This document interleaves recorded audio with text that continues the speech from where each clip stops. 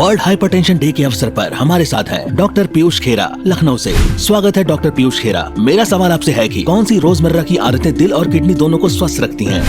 First of all हम लोगों को एक low salt heart and kidney friendly diet लेनी चाहिए। We should have the fresh home cooked food rather than packaged foods and we should emphasise on fruits, vegetables, whole grains and then we should limit the processed foods, pickles and red meats and fried food. Physical activity is very important around minutes of moderate physical activity like walking, cycling, swimming, brisk walking.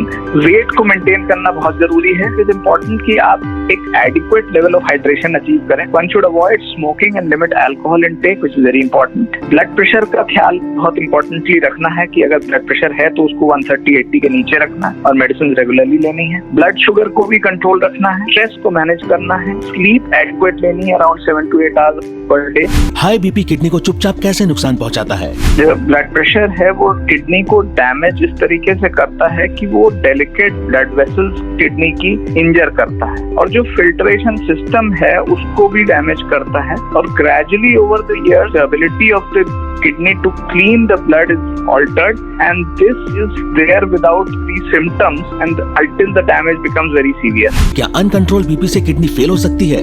जी, ये important सवाल है कि uncontrolled BP खाली kidney पे stress ही नहीं करता है, वो परमानेंटली डिस्ट्रॉय भी कर सकता है over time and it can lead to lifelong dependence on dialysis and ultimately on transplant. It is not only a temporary stress of the kidney but it can cause permanent damage to the kidney also.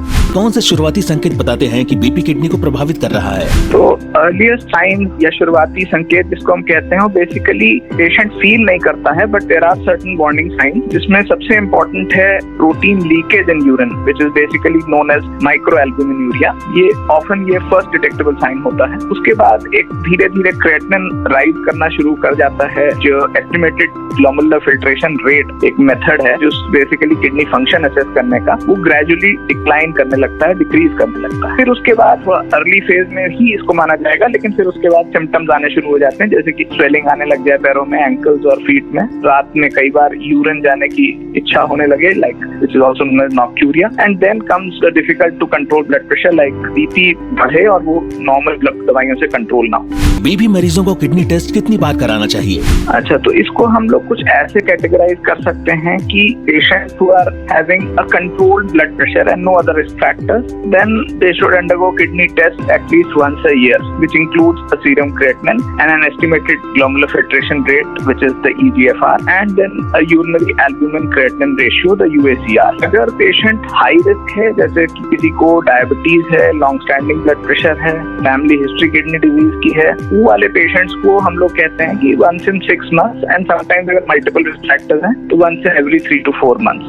If the patient is already having kidney damage then the monitoring becomes more frequent around 3 to 6 months and in advanced kidney disease once in 3 months it is advised to have a kidney examination done. High BP kidney को चुपचाप कैसे नुकसान पहुंचाता है? जो blood pressure है वो kidney को डैमेज इस तरीके से करता है कि वो डेलिकेट ब्लड वेसल्स किडनी की इंजर करता है और जो फिल्ट्रेशन सिस्टम है उसको भी डैमेज करता है और gradually over the years the ability of the kidney to clean the blood is altered and this is there without the symptoms and until the damage becomes very severe. क्या uncontrol BP से kidney fail हो सकती है?